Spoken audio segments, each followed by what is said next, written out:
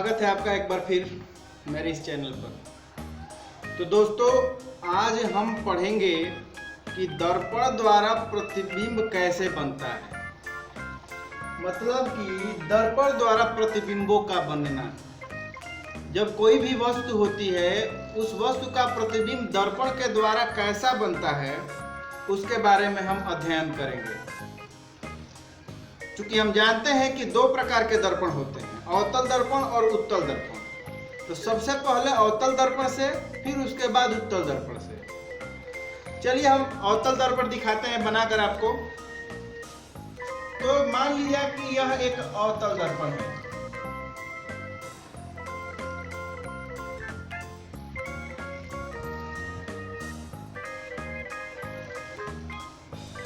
अवतल दर्पण है और अवतल दर्पण का मान लिया कि यह एक C है और यह जो है F है, यह दर्पण का ध्रुव है। यह वक्रता केंद्र है, ये फोकस है और ये दर्पण का ध्रुव है। सबसे पहले हम ये समझेंगे कि वस्तु कहाँ रखी जाएगी। तो वस्तु की बहुत सारी स्थितियां हो सकती हैं। सबसे पहले स्थिति तो बहुत इस दर्पण के एकदम उधर, कहने का मतलब है कि अनंत पर। फिर उसके बाद अनंत से और C के बीच में कहीं भी, मतलब कि यहां पर, या फिर C पर, या फिर C और F के बीच में, या फिर F पर, या फिर F और P के बीच में। कहने का मतलब है कि हर स्थिति में वस्तु का कैसा प्रतिबिंब प्राप्त होता है अवतल दर्पण के द्वारा, उसको हम लोग पढ़ेंगे। तो एक स्थिति तो अनंत पर हो गई, दूसरी स्थिति अनंत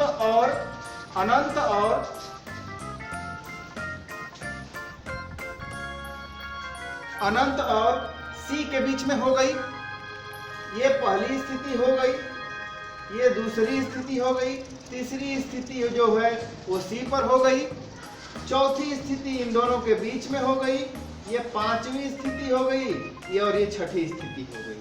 6 स्थितियों में दर्पण द्वारा कैसा प्रतिबिंब प्राप्त होता है, हम लोग इसको देखेंगे। सबसे पहले जब वस्तु को अनंत पर रखा जाएगा तो क्या होगा। क्योंकि हम लोगों ने पढ़ा था कि दर्पण द्वारा प्रतिबिंब बनाने के लिए जो आवश्यक किरण आरेख होते हैं, जो कि पिछले वीडियो में, यदि आपको नहीं मालूम है तो यहाँ लिंक यहाँ पर आई बटन पर लगा होगा, यहाँ पर इसको छूकर आप पिछला वीडियो देख सकते हैं। तो हमने ये पढ़ा था कि 3 किरणें होती हैं। पहली किरण जो होती है मुख्य अक्ष के समांतर, जो दर्पण से जाकर टकराने के बाद फोकस से जाती है। दूसरी किरण वक्रता केंद्र से होकर जाती है और दर्पण से टकराने के बाद अपने ही मार्ग में वापस लौट जाती है। और चौथी किरण फोकस से होकर जाती है और मुख्य अक्ष के समांतर हो जाती है। तो कहने का मतलब ये है कि उन्हीं तीनों किरणों की सहायता से प्रतिबिंब बनाया जाएगा। कहीं तीनों काम करेंगी तो कहीं केवल 2 काम करेंगी, तो कहीं केवल 1 काम करेंगी। यह वस्तु की स्थिति पर निर्भर करेगा कि उस वस्तु को कहाँ रखा गया है। सबसे पहले मान लिया कि वस्तु को अनंत पर रखा गया है। चलिए समझते हैं।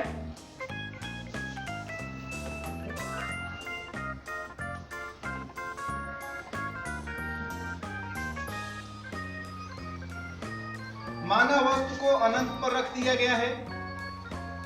अनंत पर, यह अनंत की स्थिति हो गई। माना वस्तु को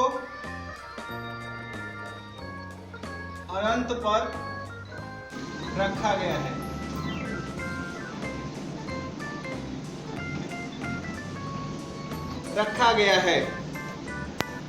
जब वस्तु को अनंत पर रखा जाएगा तो क्या होगा। माना वस्तु को अनंत पर रखा गया है। जब वस्तु को अनंत पर रखा जाएगा तो यहाँ 2 किरणें काम करेंगी और दोनों ही मुख्य अक्ष के समांतर होंगी। एक मुख्य अक्ष के ऊपर से जाएगी और दूसरा जो होगी मुख्य अक्ष के नीचे से जाएगी। और देखेंगे कि दर्पण द्वारा यह कैसा प्रतिबिंब बनाएगी वस्तु का जो अनंत पर रखी गई है। तो हम लोग देख रहे हैं कि सबसे पहले एक किरण जो हुई मुख्य अक्ष के समांतर गई, और हम जानते हैं कि मुख्य अक्ष के समांतर जाने वाली किरणें दर्पण से टकराने के बाद फोकस से जाती हैं। फिर दूसरी किरण जो है नीचे से जाएगी और वो भी मुख्य अक्ष के समांतर ही होगी और जाकर दर्पण से टकराने के बाद ये भी फोकस से होकर ही जाएगी। तो हम लोग देखते हैं कि चूंकि हम लोग जानते हैं कि आपतित किरणों के कटान बिंदु को वस्तु कहते हैं और परावर्तित किरणों के कटान बिंदु को प्रतिबिंब कहते हैं। ये किरणें जो आपतित है, ये आकर जब यहाँ पर टकराई हैं तो इन दोनों का परावर्तन हो गया है और परावर्तन के पश्चात जिस बिंदु पर ये काटेंगी वही वस्तु का प्रतिबिंब होगा और उस बिंदु से मुख्य अक्ष पर खींचा गया जो अभिलंब होगा वही प्रतिबिंब कहलाएगा। क्योंकि हम देख रहे हैं कि ये दोनों मुख्य अक्ष पर ही काट रही हैं, इसका मतलब है कि प्रतिबिंब बहुत ही छोटा, मतलब कि बिंदु आकार का प्राप्त होगा। इससे सिद्ध होता है कि अवतल दर्पण से जब वस्तु को अनंत दूरी पर रखा जाता है तो वस्तु दर्पण के सामने जब दर्पण के सामने होगा तो वास्तविक प्रतिबिंब होगा और यही दर्पण के पीछे होता है तो आभासी प्रतिबिंब होता है। जब दर्पण के सामने है तो वस्तु छोटा प्राप्त होगा, वास्तविक प्राप्त होगा। छोटा का मतलब बिंदु आकार का प्राप्त होगा। फिर से समझते हैं, जब वस्तु को अवतल दर्पण से अनंत दूरी पर रखा जाएगा तो उससे बनने वाला जो प्रतिबिंब होगा वास्तविक होगा, बिंदु आकार का होगा, बहुत ही छोटा होगा। तो हम लोग लिख सकते हैं कि प्रतिबिंब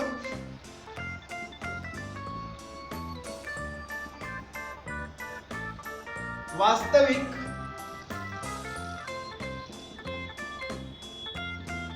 तथा बहुत छोटा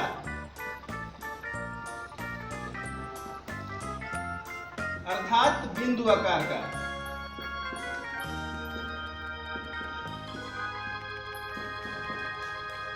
प्राप्त होता है।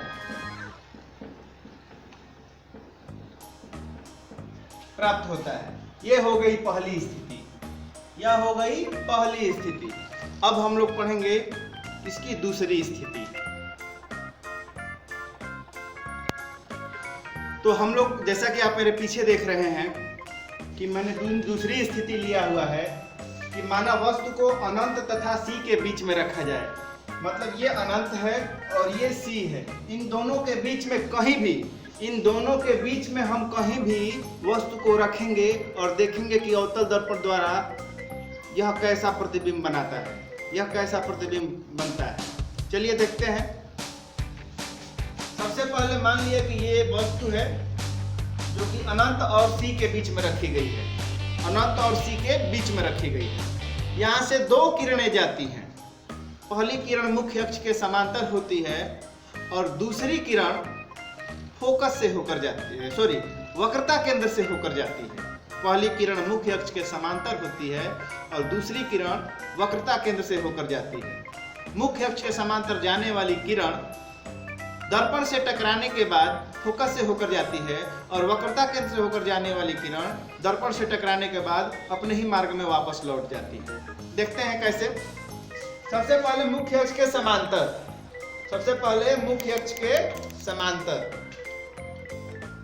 मुख्य अक्ष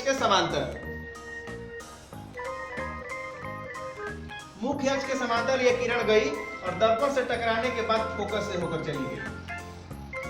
फिर उसके बाद दूसरी किरण वक्रता केंद्र से होकर जाएगी और दर्पण से टकराने के बाद अपने ही मार्ग में वापस लौट जाएगी।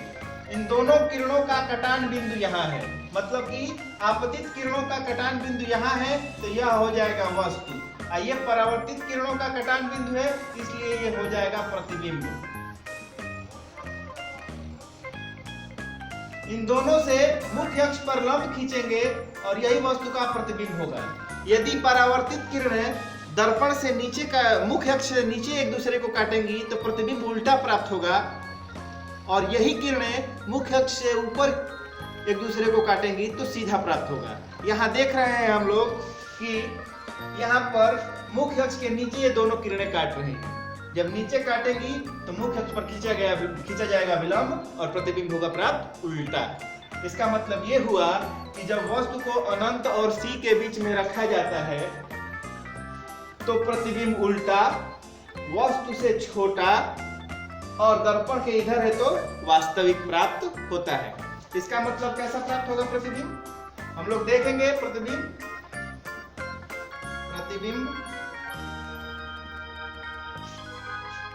कैसा प्राप्त होगा, वास्तविक प्राप्त होगा उल्टा प्राप्त होगा और यह वस्तु से तथा वस्तु से छोटा प्राप्त होगा।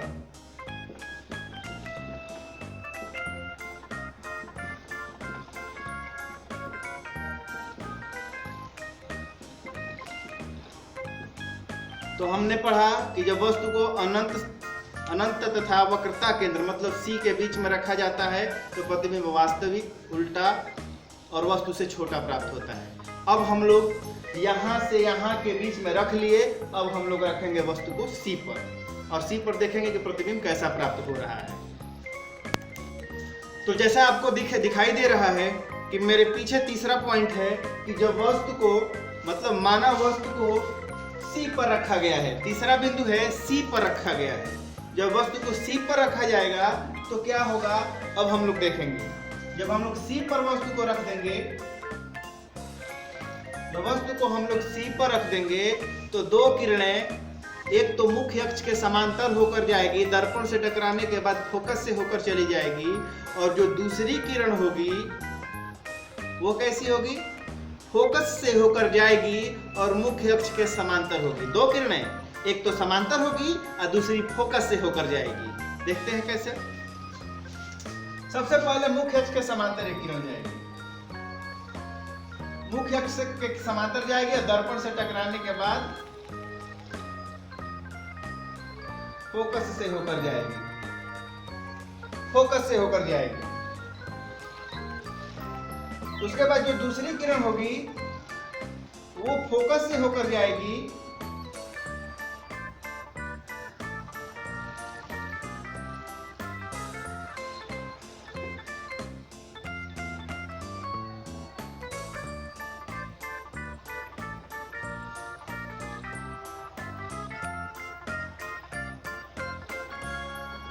जो दूसरी किरण होगी वो फोकस से होकर जाएगी और दर्पण से टकराने के बाद मुख्य अक्ष के समांतर हो जाएगी।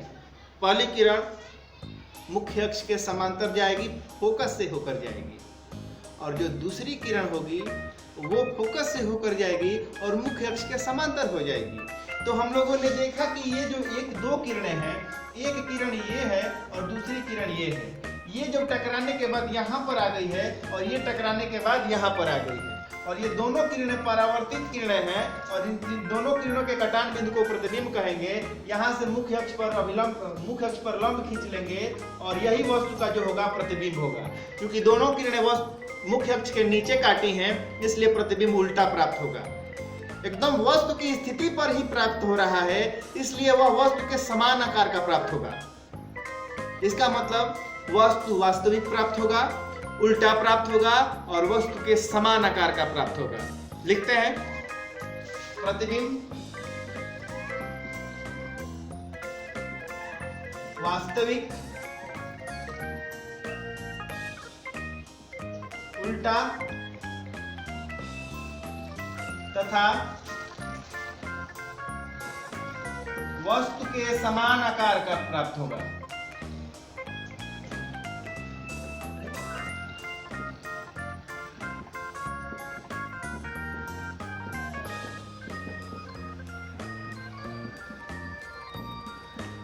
वस्तु के समान आकार का प्राप्त होगा। अब हम लोग पढ़ेंगे कि जब वस्तु को C और F के बीच में रखा जाएगा तब क्या होगा। अब हम लोग देखेंगे कि जब वस्तु को C तथा F के बीच में रखा जाएगा, हम लोग देखेंगे कि जब वस्तु को C तथा मतलब वक्रता केंद्र तथा फोकस के बीच में जब रखा जाएगा तो क्या स्थिति प्राप्त होगी। तो चलिए हम लोग रखते हैं वस्तु को। तो हमने वस्तु को रख दिया यहां पर। जब हमने वस्तु को यहां पर रख दिया, इन दोनों के बीच में रख दिया, तब हम देखेंगे कि कैसी स्थिति प्राप्त होती है। सबसे पहले एक यहां पर C है, एक यहां पर F है। पहली किरण जो होगी मुख्य अक्ष के समांतर होगी और जाकर जब दर्पण से टकराएगी, मुख्य अक्ष के समांतर होगी और जब जाकर दर्पण से टकराएगी तो फोकस से होकर जाएगी, फोकस से होकर जाएगी। और जो दूसरी किरण होगी फोकस से होकर जाएगी, और जो दूसरी किरण होगी वो वक्रता केंद्र से होकर जाएगी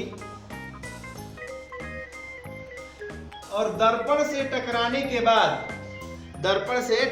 के बाद अपने ही मार्ग में वापस आएगी और आकर जहां पर काटेगी वहीं पर वस्तु का प्रतिबिंब बनेगा। क्योंकि दोनों किरणें परावर्तित है, यहाँ काटी हैं, तो काटने का मतलब है कि यहाँ से अब लंब खींचा जाएगा, और जब लंब खींचा जाएगा तो यही वस्तु का प्रतिबिंब होगा। तो हम लोगों ने देखा कि जब वस्तु को C तथा F के बीच में रखा गया है तो प्रतिबिंब उल्टा प्राप्त हो रहा है और देखने में भी बड़ा लग रहा है। इसका मतलब है कि वस्तु से बड़ा प्राप्त होता है। प्रतिबिंब उल्टा प्राप्त होता है, बड़ा प्राप्त होता है, मतलब कि वस्तु से बड़ा प्राप्त होता है और वास्तविक प्राप्त होता है, क्योंकि यह दर्पण के सामने बना है। दर्पण के सामने बनने वाला प्रतिबिंब वास्तविक होता है और दर्पण के पीछे बनने वाला प्रतिबिंब आभासी होता है। तो हम लोग लिखेंगे कि प्रतिबिंब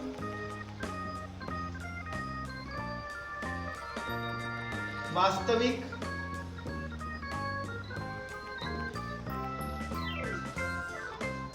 उल्टा तथा वस्तु से बड़ा प्राप्त होता है।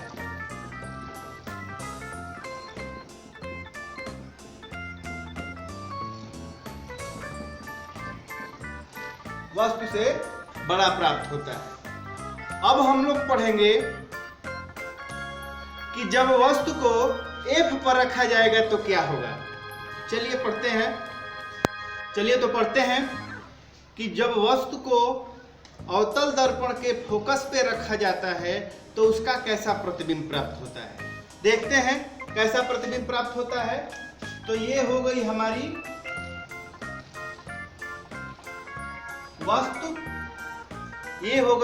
वस्तु, और बनाएंगे हम प्रतिबिंब। प्रतिबिंब बनाने के लिए दो किरणें, पहली किरण मुख्य अक्ष के समांतर होगी जो दर्पण से टकराने के बाद फोकस से ही जाएगी, और जो दूसरी किरण होगी वक्रता केंद्र से जाएगी और दर्पण से टकराने के बाद वो दर्पण उसी मार्ग से अपने ही मार्ग में वापस लौट जाएगी। और इन दोनों किरणों से देखते हैं कैसा प्रतिबिंब प्राप्त होगा। देखते हैं। सबसे पहले मुख्य अक्ष के समांतर ये किरण जब यहां से जाकर टकराएगी तो फोकस से होकर जाएगी, फोकस से होकर चली गई, और जो दूसरी किरण होगी वक्रता केंद्र से होकर जाएगी और दर्पण से टकराने के बाद अपने ही मार्ग में वापस लौट जाएगी।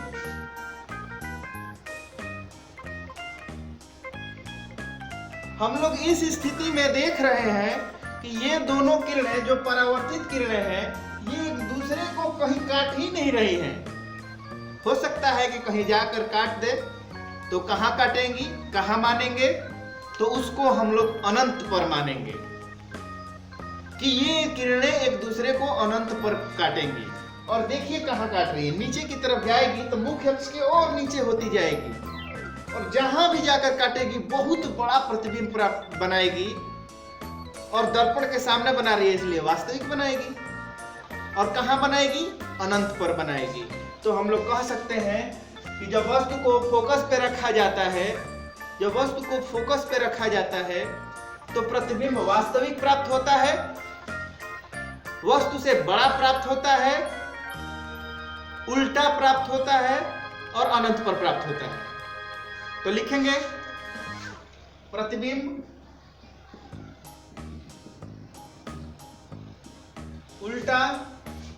वास्तविक उल्टा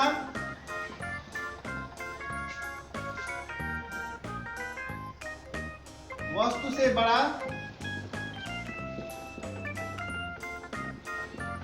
तथा अनंत पर प्राप्त होता है।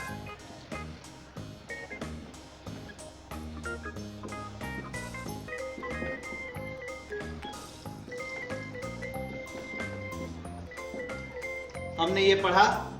अब हम लोग पढ़ेंगे कि जब वस्तु को फोकस और ध्रुव के बीच में रखा जाता है तब कैसा प्रतिबिंब प्राप्त होता है। चलिए चलते हैं।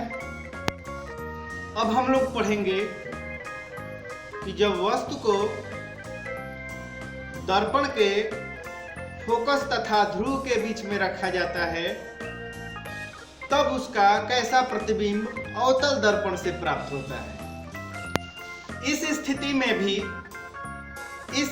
में भी दो किरणें, पहली किरण मुख्य अक्ष के समांतर और दूसरी किरण वक्रता केंद्र से होकर जाती है और वस्तु का प्रतिबिंब बनाती है। देखते हैं कि क्या होता है इस स्थिति में। सबसे पहले बनाते हैं, जब माना कि मैंने वस्तु को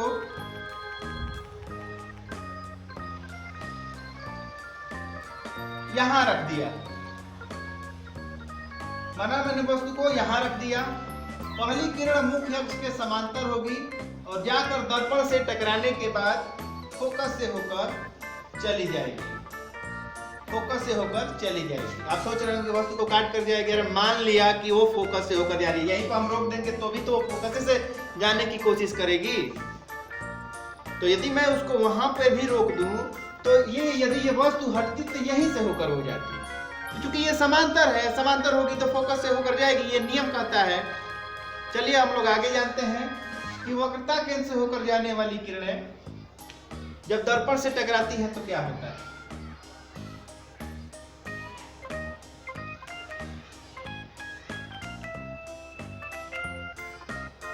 दर्पण से टकराने के बाद यह अपने ही मार्ग में वापस लौट जाती है।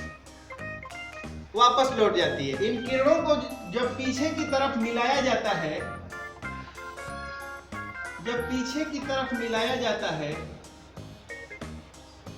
तो यहाँ पर हमको लगता है कि ये दोनों किरणें एक दूसरे को काट रही है। वास्तव में काटती नहीं है, प्रतीत होता है।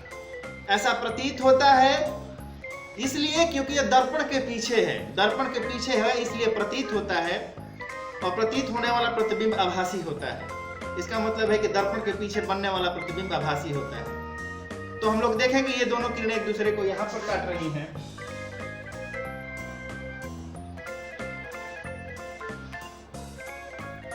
और ऊपर मुख्य अक्ष के ऊपर काट रही है तो सीधा प्राप्त होगी, वस्तु से बड़ी प्राप्त होगी और आभासी प्राप्त होगा क्योंकि दर्पण के पीछे प्राप्त होगा। आप लोग सोच रहे होंगे कि सर यहाँ पर आपने क्यों नहीं कटवाया नीचे की तरफ। क्योंकि पिछली स्थिति में जब वस्तु को F पर रखा गया था तो दोनों किरणें एक दूसरे के समांतर थी, लेकिन यहाँ पर कुछ स्थिति इस प्रकार की है। ये किरण इधर जा रही है तो एक किरण इधर जा रही है तो एक किरण इधर जा रही है। ये एक दूसरे को बताइए काटेंगी? क्योंकि इसका रास्ता उधर हो जाएगा, इसका रास्ता इधर चला जाएगा। और जब चला जाएगा तो एक दूसरे को नहीं काटेगी। जब सामने से नहीं काटेगी तब देखते हैं कि कहां से काटेगी, तो पता चलता है कि पीछे काटेगी, लेकिन दर्पण के पीछे काटेगी। मतलब उल्टे डायरेक्शन में काटेगी लेकिन दर्पण के पीछे काटेगी। और जब दर्पण के पीछे काटेगी तो वह आभासी प्रतिबिंब प्राप्त होगा, वह सीधा प्राप्त होगा और वस्तु से बड़ा प्राप्त होगा। तो हम लोग लिख सकते हैं कि प्रतिबिंब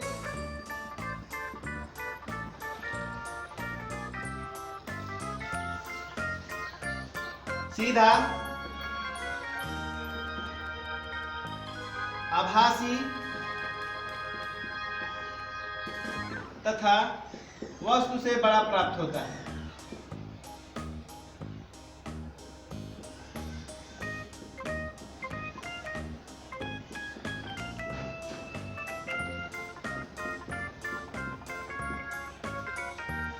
हम लोगों ने सारी स्थितियों को पढ़ लिया।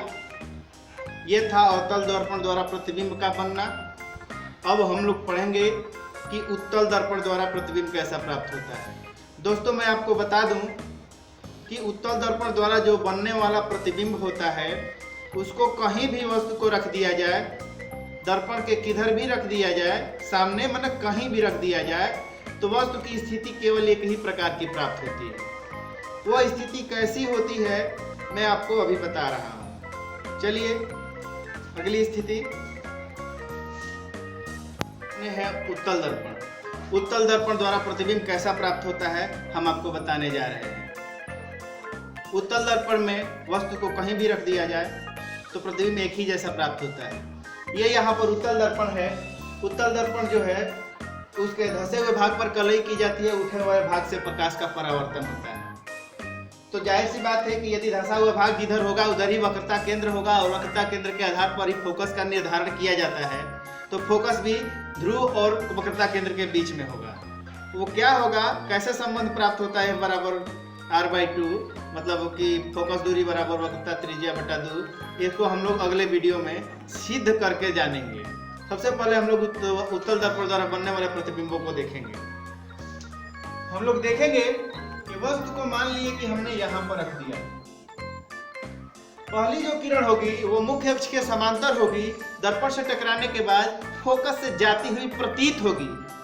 जाएगी नहीं, प्रतीत होगी, क्योंकि ये उत्तल दर्पण है और उसका सभी बिंदु दर्पण के पीछे है, इसलिए प्रतीत होगा। दोनों ही स्थिति में प्रतीत होगा।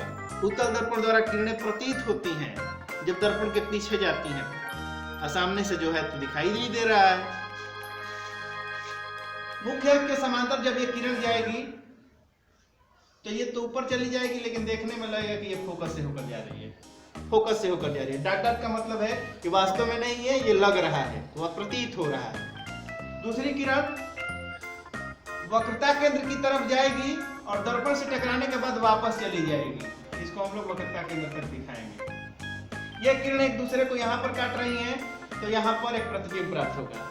डॉट डॉट किरणों से बना प्रतिबिंब डॉट डॉट रूप में प्राप्त किया जाता है। मतलब आभासी किरणों से बना प्रतिबिंब आभासी होता है और दर्पण के पीछे होता है, देख रहे हैं। तो हम लोगों को इस स्थिति में देखने को क्या प्राप्त हो रहा है कि यहाँ पर वस्तु है और यहाँ पर इसका प्रतिबिंब है। इस स्थिति में प्रतिबिंब दर्पण के पीछे है तो आभासी प्राप्त होता है, ऊपर काट रही है तो सीधा प्राप्त होता है, और देख रहे हैं कि वस्तु से छोटा प्राप्त होता है। तो उत्तल दर्पण द्वारा बनने वाला प्रतिबिंब आभासी प्राप्त होता है, आभासी होता है, सीधा होता है और वस्तु से छोटा होता है।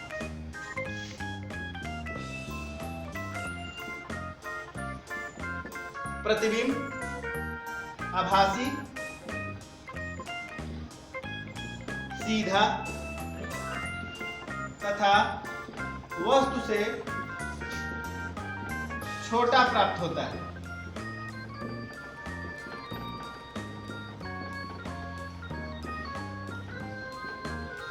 दोस्तों, इस वीडियो को यहीं पर समाप्त करते हैं। अगले वीडियो का वेट कीजिए, कल शाम तक अपलोड कर दिया जाएगा। अगले वीडियो में हम पढ़ाएंगे कि प्रतिबिंब कितने प्रकार के होते हैं और वक्रता त्रिज्या तथा फोकस दूरी में क्या संबंध होता है, और उसके बाद इसमें कुछ ऐसे मानक हैं जिनको आपको जानना जरूरी है। इसको अगले वीडियो में पढ़ाएंगे। यदि आपने पहले का वीडियो नहीं देखा है, यदि ये आपको समझ में नहीं आ रहा है तो पीछे का वीडियो देखिए, और पीछे का वीडियो देखेंगे तो आपको ये पूरा समझ में आएगा। चलिए, तब तक के लिए धन्यवाद। Thank you.